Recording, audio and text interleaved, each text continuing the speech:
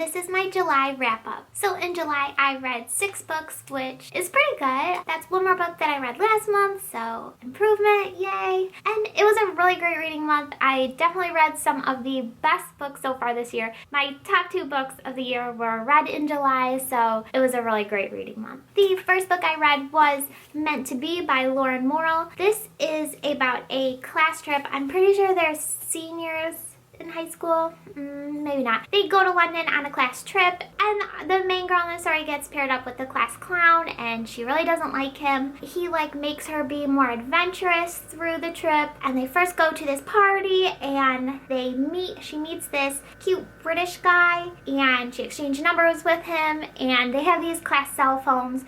She's getting all these mysterious text messages after that party from someone. She thinks maybe it's him. She doesn't really know. Her partner, I think his name is Jason. He helps her figure out who they are coming from. I was in a really big contemporary kick when I picked this book up, and I thought it was going to be really cute, especially because I'm going to London in a month, so I wanted to read everything European travel-ish. I thought I would really like this. I did not end up really liking it. I can't even really think of what it was in this book I didn't really like. I think it was the main character. I just had a really hard time not even relating with her. I didn't sympathize with her with anything that was going on. I thought she was really annoying. I thought the main guy was really annoying.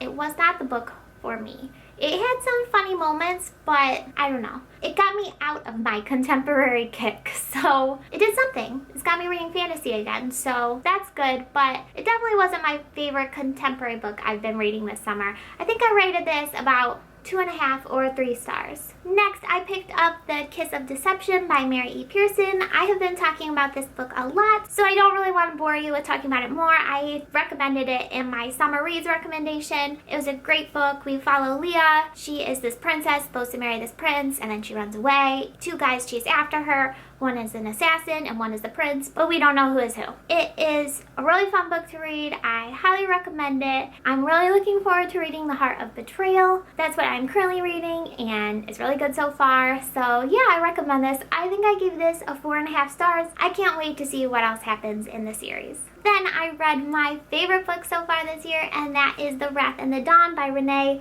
Adi.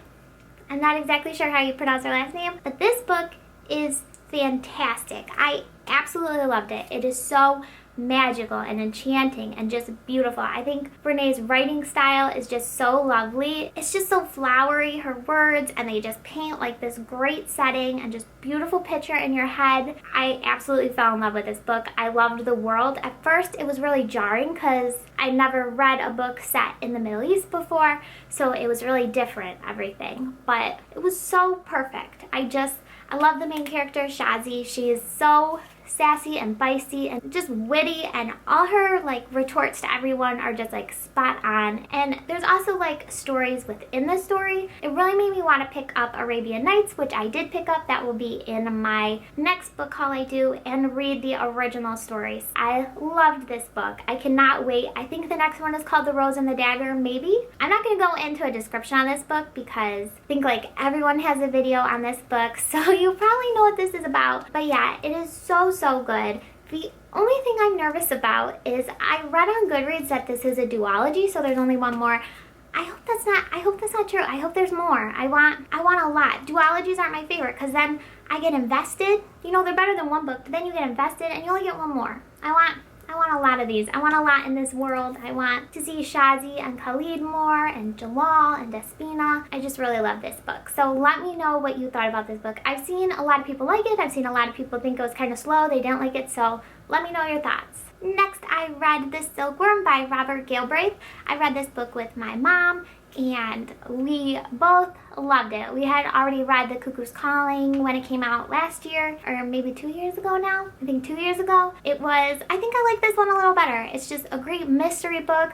I talked about this in my summer recommendations video, so if you want more information, I'll link that video down below. It's just a really fun mystery book. I love Strike, the main character. He's so lovable in this odd way that he's kind of quirky, but really driven. He's really smart. He's always one step ahead of you, And I love Robin, his sidekick assistant. She's awesome, and I love their relationship together. Just solving the mystery. I did not guess right on who had done it, but maybe the next Cormoran Strike book I will finally get it. Next, I read The Raven Boys by Maggie Stiefvater. I absolutely loved this book. This is probably, it's like right up there, right next to The Wrath of the Dawn for my favorite book of this year. It is so, so, so good.